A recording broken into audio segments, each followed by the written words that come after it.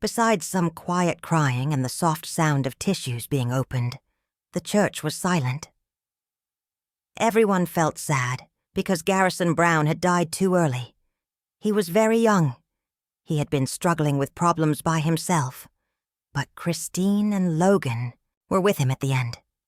In the front row, Janelle sat quietly, looking very broken. Her sadness was so deep that she didn't need to say anything. You could see it on her face. Across from her sat Meri, looking pale and far away, like her mind was somewhere else.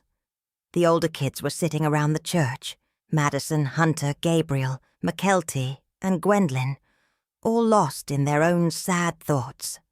Then about 20 minutes into the funeral, the back doors of the church opened with a creak. Everyone turned their heads. All talking stopped. Robyn and Kody Brown walked in holding hands like they were making a big entrance. They were dressed in black, but you couldn't help but notice Robyn's fancy purse and Kody's shiny cowboy boots. It looked more like they were going to a fancy party than a funeral. They didn't stop by the coffin. They didn't take a quiet moment to think. They didn't say anything nice to Janelle or give her a hug. Instead, you could hear Robyn's high heels clicking as they walked down the center aisle to the front. Then, without being asked, Kody went to the speaking area. He wasn't even supposed to give a speech. Janelle and Logan had planned every part of the funeral to celebrate Garrison's life in a way that felt real and not too religious. But like always, Kody made it all about himself. He pulled out a wrinkled piece of paper from his coat pocket, looked at everyone, and started to read.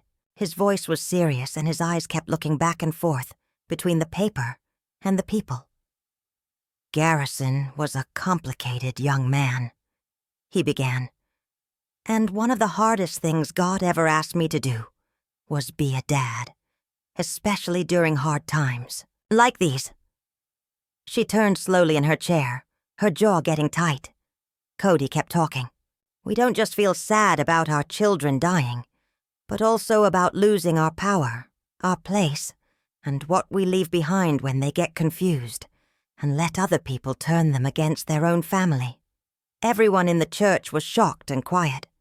People whispered, raised their eyebrows, and the air felt tense. Kody kept going. We loved him, even when he pushed us away, even when he said no to our values, our way of living, and the love we tried to give him. Behind him, Robyn started, crying very loudly and dramatically. It wasn't quiet, shared sadness. It was loud and over the top. She wrapped her arm around Kody's and cried into his sleeve like she was the sad mother herself. The kids couldn't hide how they felt. Some of them made faces. Gwendolyn covered her face, clearly upset by what she was hearing. Gabriel sat with, his hands in fists, looking down with heavy, sad eyes. Logan looked like he was trying very hard to keep it together, his jaw so tight. You could see the stress in his neck, and Janelle stood up. Kody was still talking, still moving his arms around, still acting like he was the misunderstood dad. But Janelle walked toward him slowly and steadily.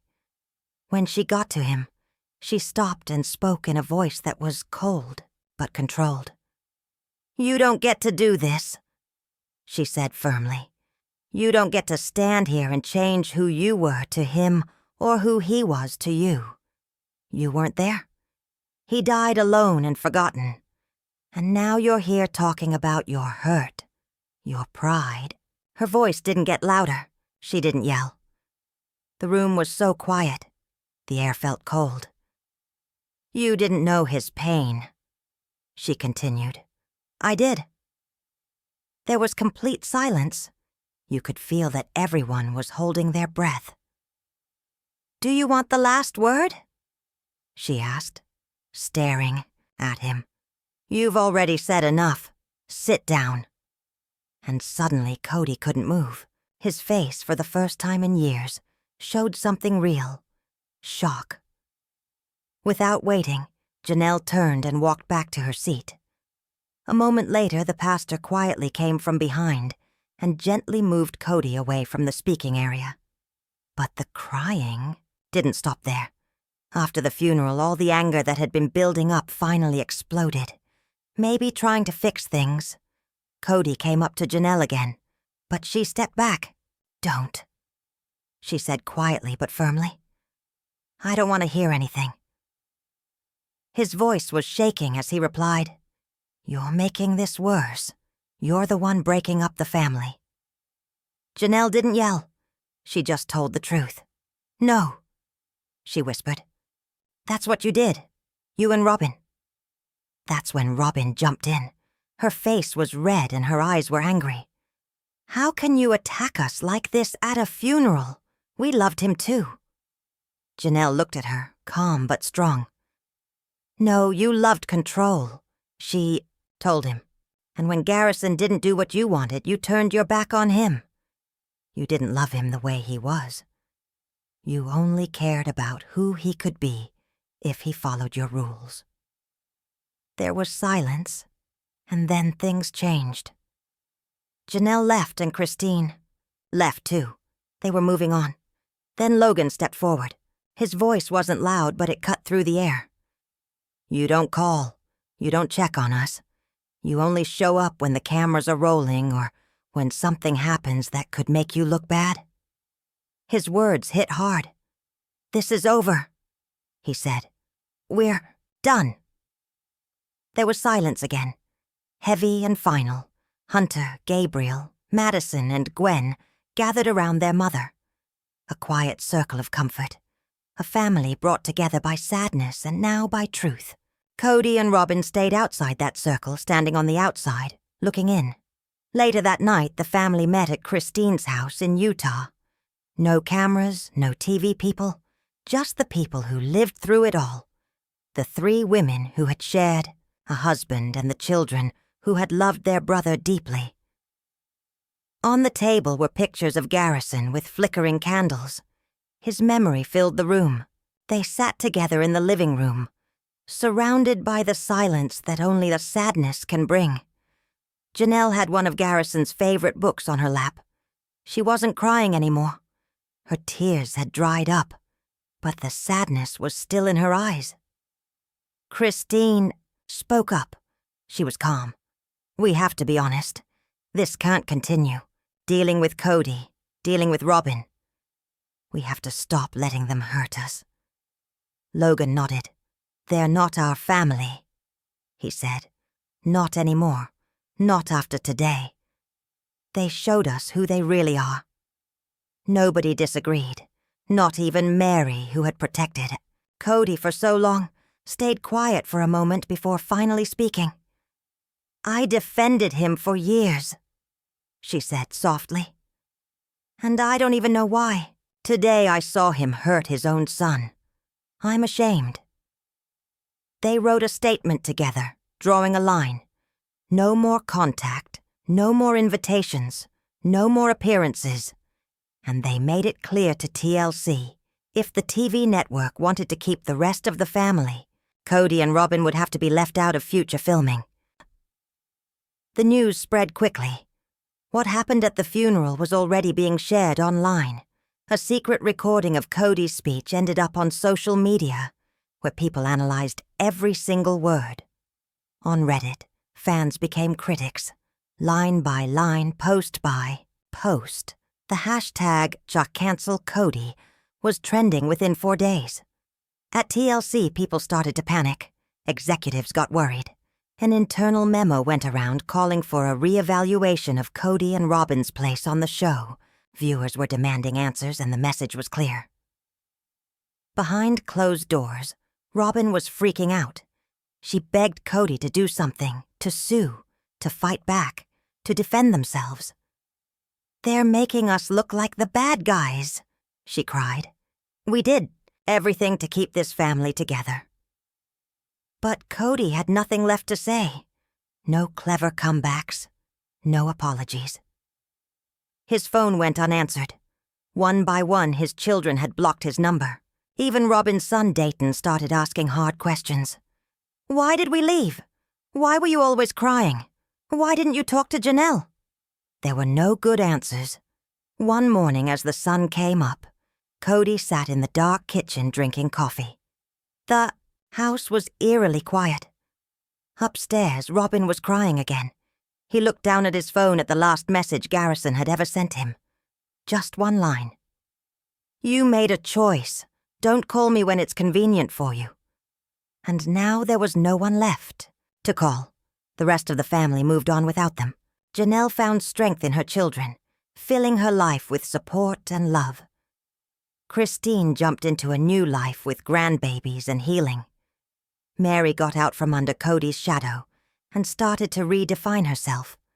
The children, while still sad, began to rebuild. They found comfort in each other and in truth. And Robyn and Kody disappeared from sight, reminders of a past the family no longer wanted to hold on to. The real ending didn't start with the funeral. That was just when the truth became impossible to ignore. Behind closed doors at TLC, there were consequences. Executives met in quiet, windowless rooms, with folders full of social media analysis, viewer comments, and raw footage logs. They had dealt with scandals before, but this was different. This was a storm they hadn't expected. A sound engineer, someone who just couldn't stay quiet anymore, leaked a clip of Kody's speech at the funeral. It was less than 2 minutes long, but it went viral on TikTok and Twitter. Millions watched in shock as Robyn cried dramatically in the background, like a grieving mother at a funeral for a child she barely knew, while Kody accused his son of going astray. The backlash was immediate. Fans who had put up with Kody's selfishness and excuses for years finally reached their breaking point. Viewers changed the channel. Veteran reality TV stars demanded that TLC speak out. Therapists broke down the dysfunction on YouTube. Social media influencers analyzed the toxic patterns in the Brown family. And a new hashtag appeared. Protect the Brown Kids. A hashtag that trended for weeks. As the backlash got louder, Janelle, Christine, and their adult children refused all calls from the network. Not a word, not a whisper, just silence. That silence was finally broken by Gwen. In a private Zoom call with only the producer she trusted, she said it plainly. "We're not doing this if he's part of it. Same goes for Robyn. If this show is going to survive, something has to change." And that was the turning point. By early summer, TLC made a bold announcement. The show would return with a new name. Freedom. No more focus on a man with several wives. That story had played out. Instead, the new show would focus on the women, on their independence, their healing, and the strength of the children who had grown up in Kody's shadow. Janelle and Christine chose to return. So did Logan, Gwen, Madison, and Mykelti. Even Meri, after much thinking, decided to return on her terms. She needed to focus on healing herself. When the cameras started rolling again, everything felt new. The forced family gatherings were gone. So was the pretending to be a united family. No longer were there shots of Kody taking over the conversation. This time, the story was real. The first show started with Janelle walking quietly through Garrison's empty home. She touched framed pictures on the wall. Her voice was quiet and honest. "I didn't know how much he was hurting," she said. "This story isn't just about polygamy. It's about what happens when silence becomes a weapon to control people."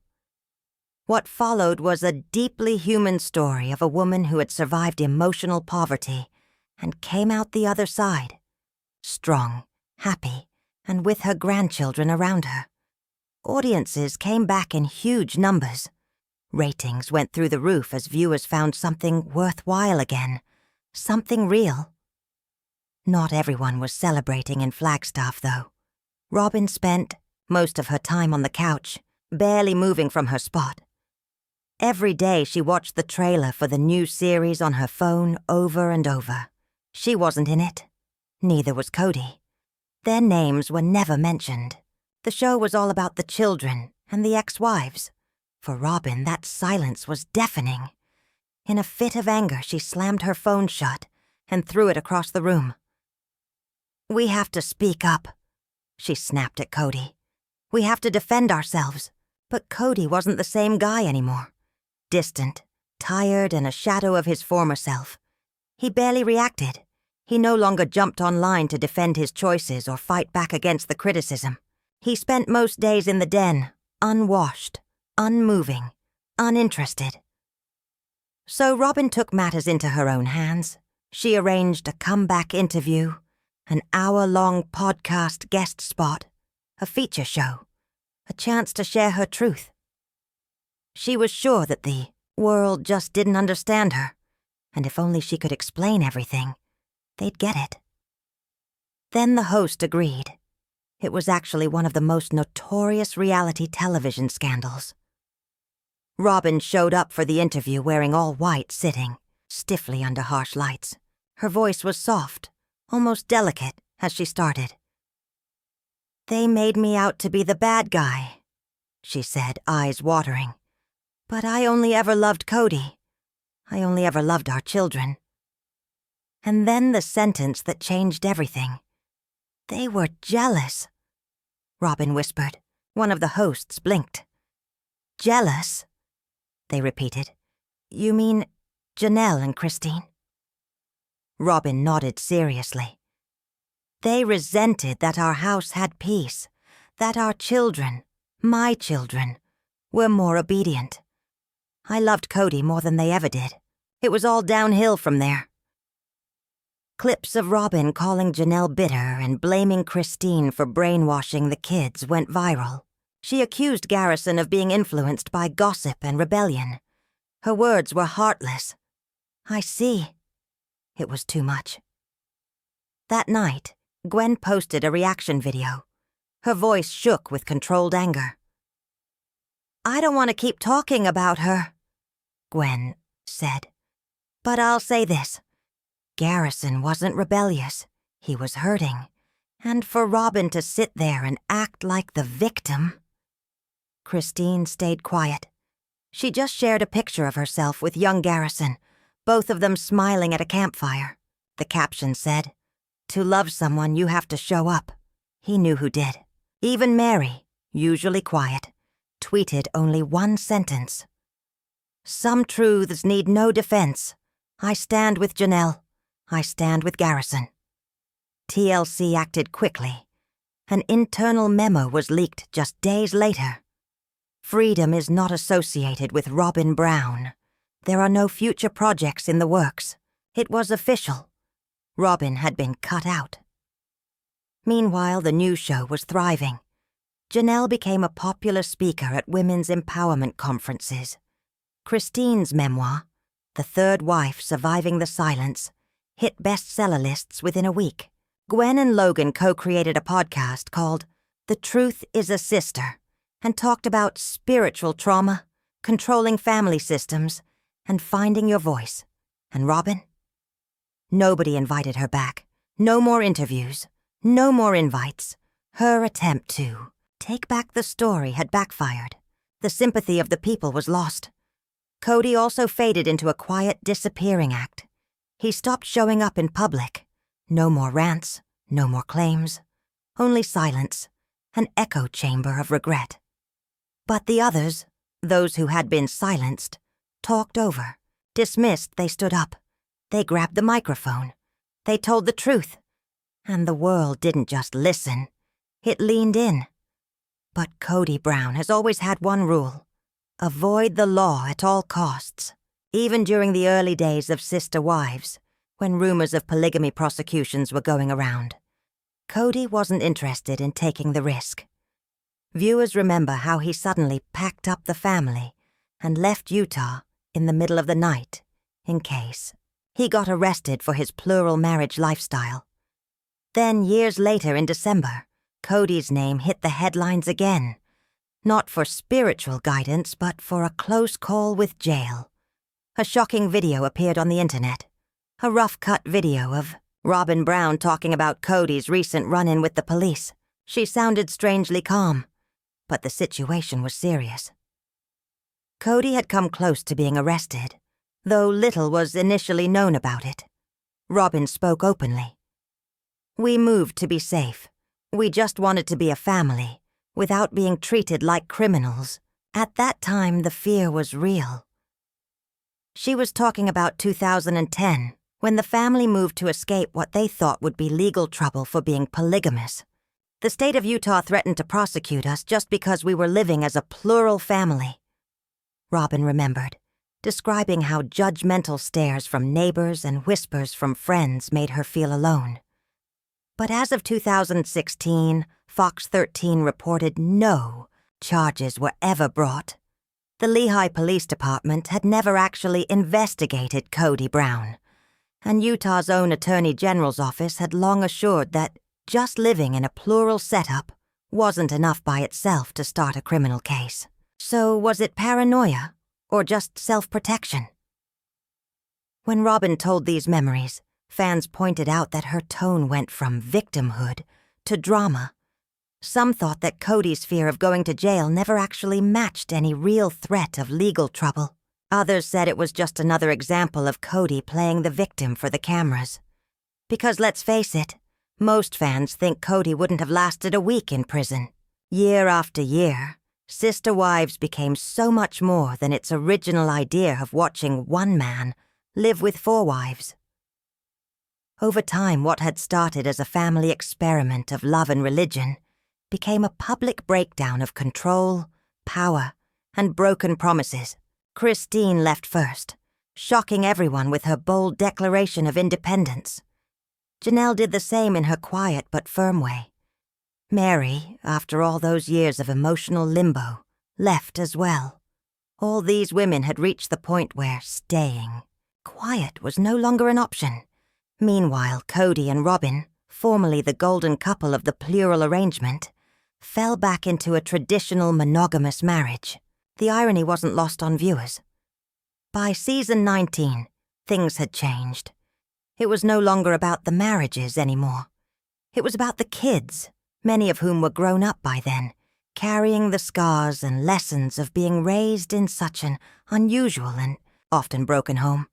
One of the most healing moments was at Christine's wedding to David Woolley in October 2023. It was a bright, happy event in Moab, Utah, a joyful contrast to the years of stress and control. Guests included nearly all of the Brown kids and Christine's strong supporters. Not there. Kody and Robyn. A quiet but clear message. The future had moved past them. Interestingly, Kody and David had met a few times at family gatherings. And in a shocking moment during Sister Wives Tell All, Part 2, Kody ended up admitting something fans didn't expect. "I like David," he said, the awkward smile twisting at the corners of his mouth. He's ridiculously handsome."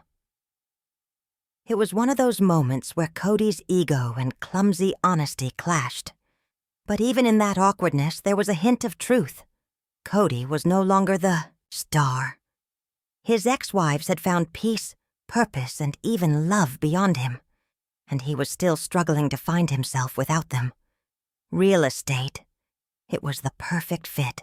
Christine and Janelle had both suffered through years of uncertainty, moving from home to home, dealing with unclear finances, fighting for independence in a system designed to keep them dependent. Now, with hard-won wisdom and their devoted fan base supporting them, they found that they could not only create wealth for themselves, but for other women as well. The company, tentatively named Foundations, wasn't just a real estate firm. It was a mentor. A new type of empire was forming, one based on healing and empowerment, not control. At the same time, Kody continued his slow drift to the sidelines. The guys' trip with David never happened. It was a weird aside to an already unusual legacy, a passing fantasy that even he said wouldn't have worked for Christine. But Christine didn't have time to waste on such nonsense. Her wedding had been magical, and her life now overflowed with possibilities. In a special Freedom segment, she was seen standing beside David on the porch of their Utah home, talking about launching a family cookbook that combined classic Brown family recipes with innovative, healthier versions. "Healing happens in the kitchen?" Christine whispered, her eyes gentle as she held David's hand. "We nourish each other's souls before we ever sit down for a meal." It was the kind of moment sister wives never let breathe. Too intimate, too raw, but freedom leaned into it. Back in North Carolina, Tata farms began to flourish. Madison's flower arrangements started trending on Pinterest. The farm, a modest but deeply meaningful project, was quickly becoming a destination in the making.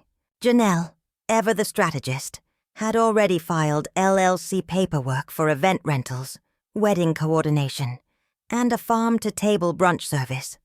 Meri had shipped down several crates of her signature handmade wreaths and centerpieces. "We built this, from the ashes," Janelle told a small crowd during a soft opening event. "And we're not done." Meri has finally found her voice, too. After years of being portrayed as bitter or distant, she was now lovingly known by fans as the glow-up wife. Her solo trip to England sparked a travel blog, and her Instagram was filled with smiling selfies, antique shops, and messages about strength. She even started hosting women's retreats at her Utah B&B. No cameras, no drama, just quiet strength. "Come for the silence," her ad said. "Stay for the fire pit conversations." And the fans came in droves. Even Gwen and Logan sometimes participated in the workshops, bringing Gen Z and millennial perspectives on healing from toxic spirituality and reclaiming identity. As for Robyn, her reputation never recovered. The disastrous podcast, her infamous white dress, the mistakes, the insistence that only she felt pain. It had all led to an unspoken exile. TLC made it clear she wasn't welcome back. Even the most devoted fans no longer saw her as victimized. They saw her as a warning to others. And Kody, a ghost of the man who used to control every family gathering. He no longer gave interviews. The man who once couldn't resist a camera now seemed to run from them. Paparazzi caught him only once, at a Flagstaff gas station, thin, alone, and noticeably without his wedding ring. He didn't say a word. He just drove away. But life went on. The last scene in Freedom Season 1 featured Janelle, Christine, and their grown daughters standing beneath a wildflower arch at Tata Farms. It wasn't a reunion. It wasn't a performance. It was a gathering. When built on truth, Christine lifted a glass of iced tea and spoke with laughter. To leaving quietly and returning loudly. The camera pulled up to the North Carolina sky, vast and open. A new chapter wasn't on the horizon. It was already here. The possibility of reviving My Sister Wife's Closet sparked a surprising interest among longtime fans. While the jewelry business had been quiet for years, its Instagram unseen for more than 5 years, interest was renewed by a wave of nostalgia and the public's strong investment in the post-Kody era of these women's lives. Christine mentioned it during a TikTok live. "What if we didn't reopen it but completely changed it?" she exclaimed, her eyes sparkling. "Not jewelry, healing kits, positive message cards, crystals, journals, maybe even a line of herbal teas." Janelle agreed, suggesting the brand name could become a holistic lifestyle brand. My Sister Wife's Closet 2025 would no longer be about polygamy. It would be about empowerment for women finding their voice, she explained. Whether they're in a marriage out of one or rediscovering themselves. Gwen, being the digital native she is, volunteered to handle the social media relaunch. Logan, being the organizational development student he is now, began outlining a business plan. Even Aurora, one of Robyn's daughters who had quietly built an independent life outside of the show's drama, offered graphic design help. It was sudden, but healing. In subtle, meaningful ways, the next generation was proving that the Brown name didn't have to carry the shame and secrets. It could transform. And Meri could too. After years of sadness and the notorious catfish scandal, Meri tried dating again. Not on TV, though.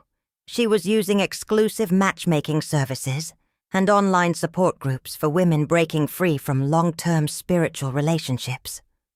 While Kody had joked about finding her a husband on a mock show, Meri was polite in declining. "I don't need Kody playing matchmaker." She smiled during a Q&A, but I appreciate the energy. However, fans held on to the spin-off idea. TLC producers allegedly pitched an idea. Meri's Way, starting over at 50. Travel show, dating show, therapy journaling, retreat. Audiences loved the prospect of seeing Meri map out her next chapter on her own terms. She'd visit small towns, learn new skills, meet people through coffee or volunteer work. Not as a spectacle, but as an act of quiet bravery. The show wouldn't be about drama. It would be about discovery. Meanwhile, Kody's absence was still noticeable, while the women soared emotionally, professionally, and publicly. He had effectively disappeared. The formerly charismatic patriarch of a reality TV dynasty was now a name mentioned largely in past tense. The family didn't forget him. They just no longer revolved around him. In interviews, Christine would say, "Kody is part of our story, but he's not the whole story."